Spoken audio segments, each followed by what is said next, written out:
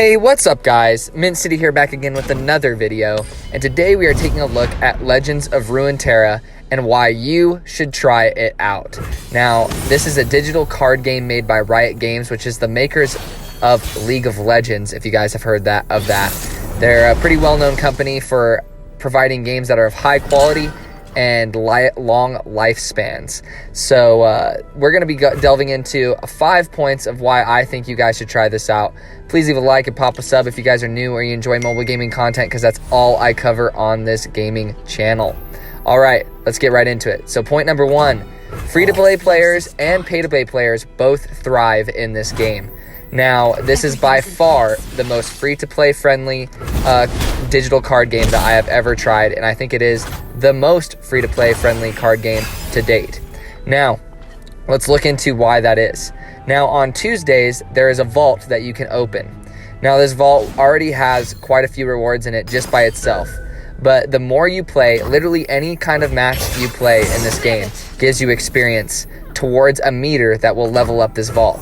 Now, the higher level the vault reaches, the higher rarity of cards and more loot can be found in it, which is awesome. It's super generous. Now, say you weren't able to get any experience one week, you weren't able to play the game at all because you were super busy from a Tuesday to the next Tuesday.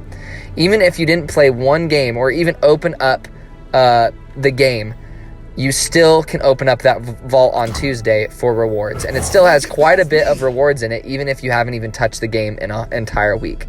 So that's a great addition, in my opinion. It gives you a long-term goal each week to work towards, and the rewards are nuts. They give you so much in those vaults, especially if you play the game a decent amount. Now, on top of that, there are factions in this game, so you combine these factions to play decks and stuff of that nature. But you can also work towards certain cards in certain factions. So you can pledge your allegiance to one of these factions, and you work your way through a reward system, kind of like a battle pass, where there's certain levels of rewards that you can get through by earning more experience, like I've mentioned before.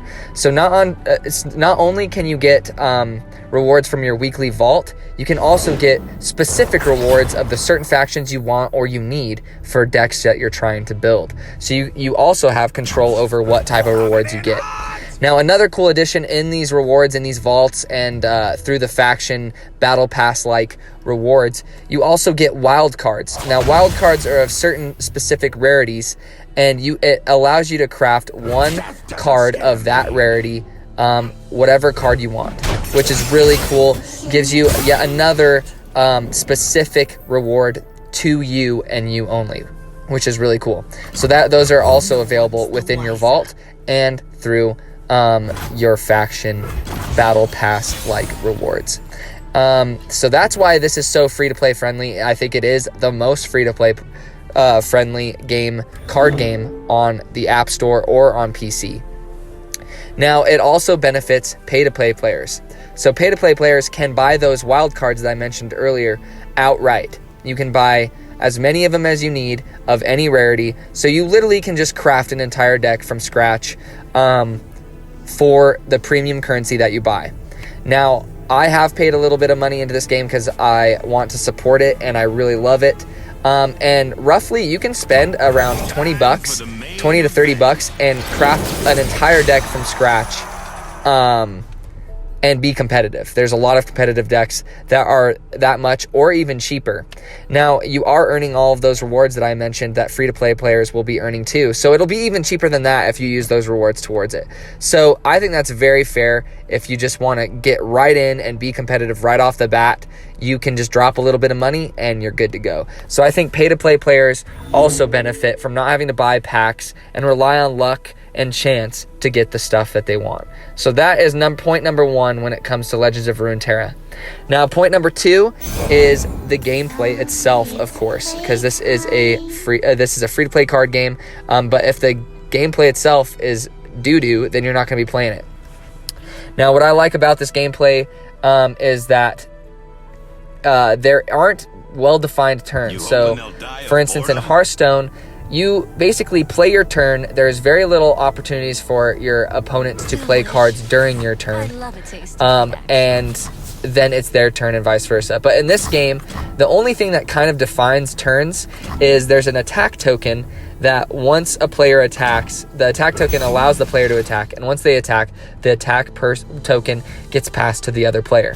But aside from that, there's not really any defined turns. Every time you play a card, your opponent will be able to play a card and vice versa, which is really cool. So there's a lot of back and forth counterplaying and stuff of that nature. It provides a lot of depth that other card games don't have, which I really like. And also the gameplay mechanics are super solid, super sound, and there's a lot of cool card mechanics specific to certain factions and stuff like that. There's just a lot of potential for great deck building in this game, especially when mixing factions.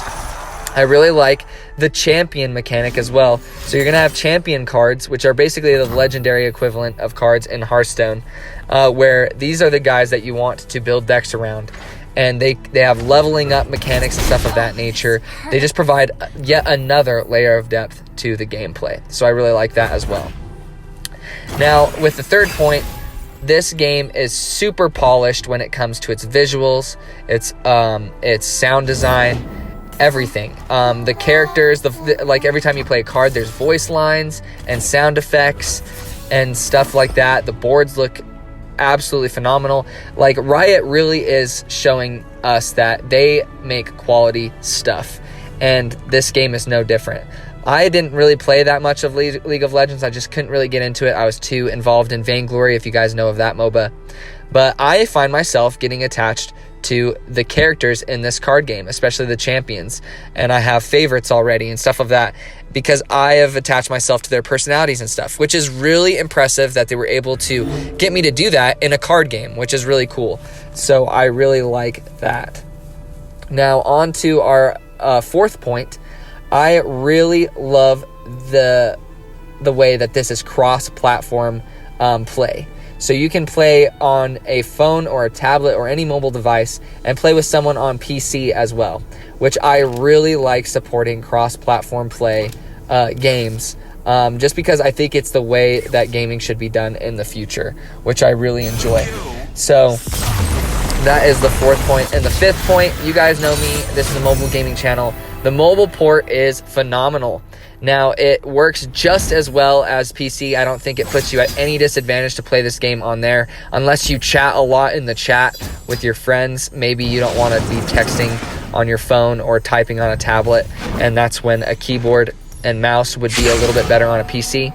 But aside from that, this port is perfect. I think Hearthstone has always been the golden standard for how card games should perform on mobile devices, and this is no different. This is right up there with Hearthstone. It is perfectly well done. No complaints in that category. You are at no disadvantage playing on mobile than any other platform. And that is my fifth point. Hopefully from these points it has told you guys to check this game out, especially if you like card games. This is a no-brainer. You must try it out. And even if you haven't really dipped your toes into a digital card game before, this is the one to do it in, because free-to-play players, regardless if you're going to spend money on it or not, everyone's on an even playing field. You're allowed